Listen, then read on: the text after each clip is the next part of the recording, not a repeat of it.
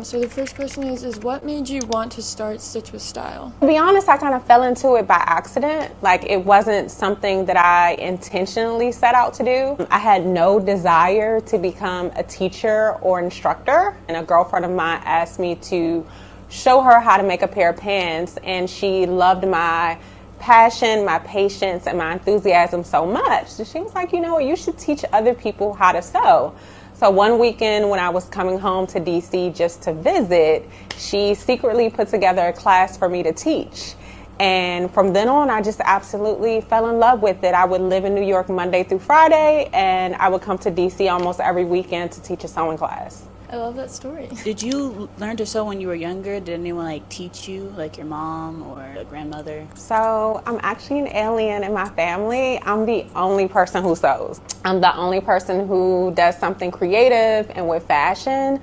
My mom's close girlfriend, she actually sewed. And when I was a kid, I would just look at her, and sometimes I would tag along going to fabric stores. So I asked my mom if she could put me in a sewing class. And from then on, I was stuck to the hobby like glue. Then it wasn't even popular. Like, I was the only kid in the class with women who were in their 60s and 70s. So it was hilarious that I still wanted to go every single weekend and hang out with them and learn how to sew. To that, what do you think kept you going back being the only kid in a class of 60-year-olds? I've been sewing now for over 30 years, and it literally still feels like magic to me to be able to take a piece of fabric and transform it into something that you can use or you can wear, something that can last a lifetime.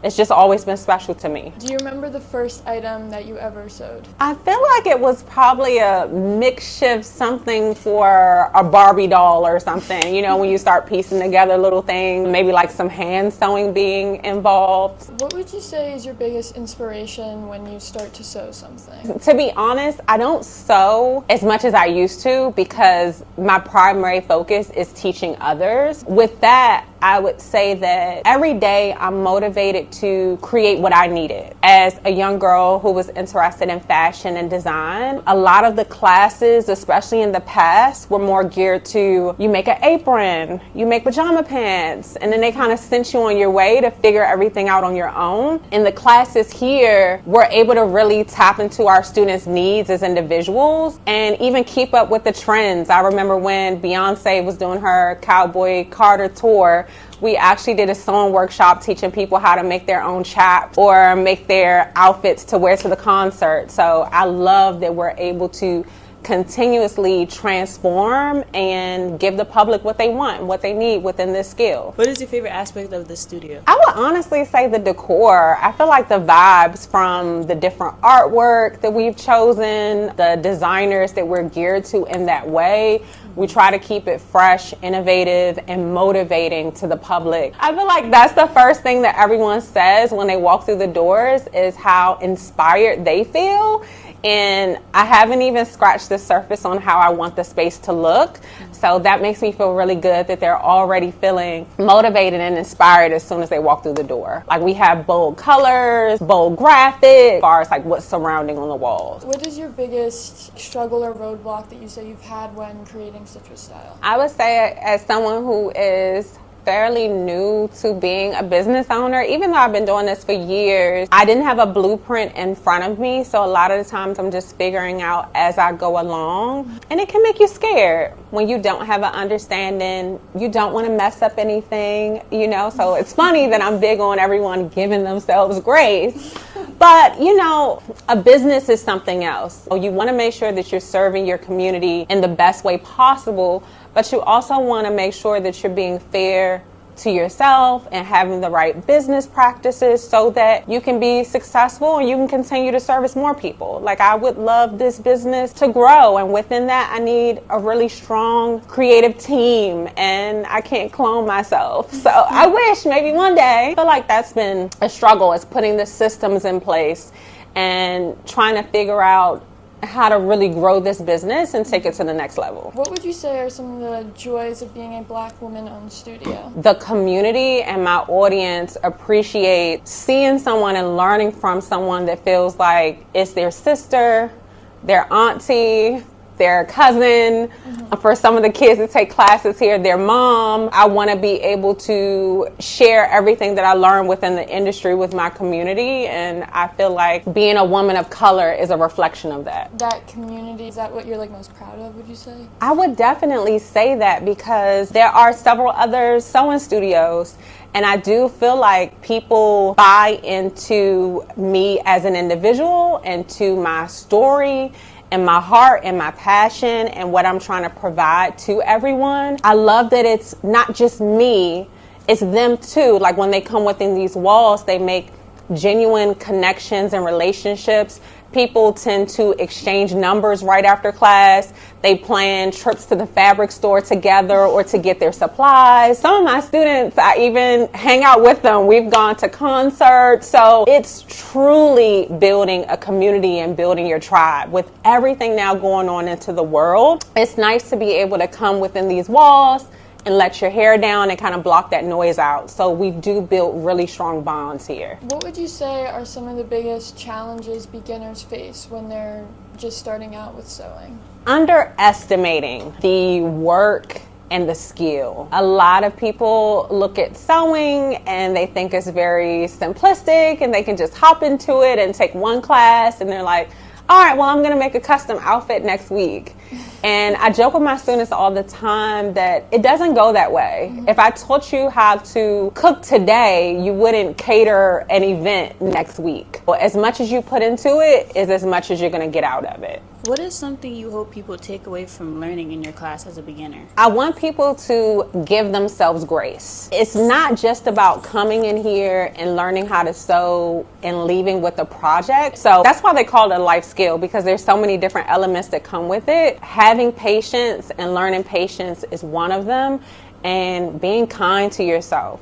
Appreciating the fact that you have decided to be courageous, try something new that you've never done before, and applaud yourself for the outcome that happened. You know, don't be super critical of yourself. Appreciate and love the journey as you go along through it. What are the age groups that you teach? We teach everyone. We have classes just for kids. We have some that are just for teens. We do adults and we do seniors. So we do everybody. What would you say that next level is for you? I want multiple locations. Okay. I love where we are now. People come from Baltimore, people come from Waldorf, like people come from all over, but I would definitely love to have more locations in the DMV, maybe some that just serve children, and then maybe some that are for everyone or just for like teens and adults. That's a big thing for me. I would also love to have virtual, like pre-recorded classes. That's a huge goal of mine, because realistically, I can't be here every day. I can do it now. I have some energy, but in the long run, you know, having that, I feel like would make my business successful. What would you say is your biggest message to others that are maybe trying to start their own businesses? The world is a little different right now. So I would say if you have that 9 to 5, hold on to that 9 to 5. You have to be able to put in the work after hours. As much as you give to someone else's business, to make sure that you have that income and that you're able to take care of yourselves, make sure that you're giving that same amount of energy, if not more, to your own and what you're trying to build. So you may have to sacrifice. You may not be able to hang out on the weekends. You may not be able to go to happy hour after work. That may be the time that you clock in to start building your business and building your ideas and servicing our community. Do you have any events coming up for Stitched with Style? Yes, so beyond teaching sewing classes here, we also do field trips. So annually we take a private bus, 55 passengers, to New York City.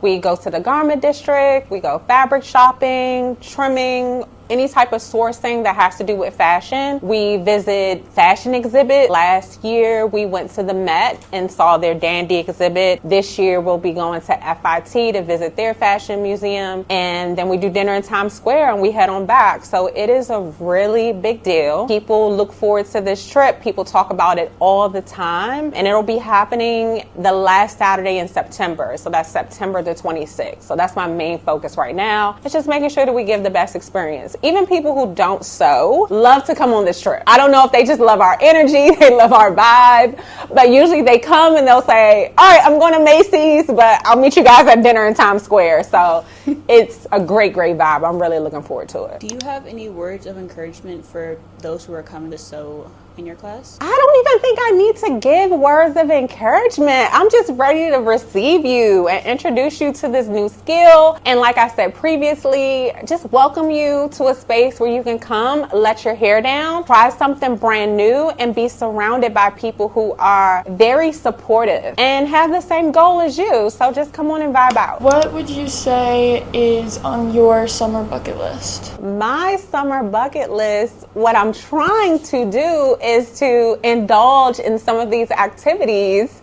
that everyone is planning for the summer. I feel like I'm always within these walls, so I tend to miss out on a lot of things. So I'm hoping that even with Brittany's summer bucket list, I can be a participant on one of the activities that she has planned. All right, thank you, ladies.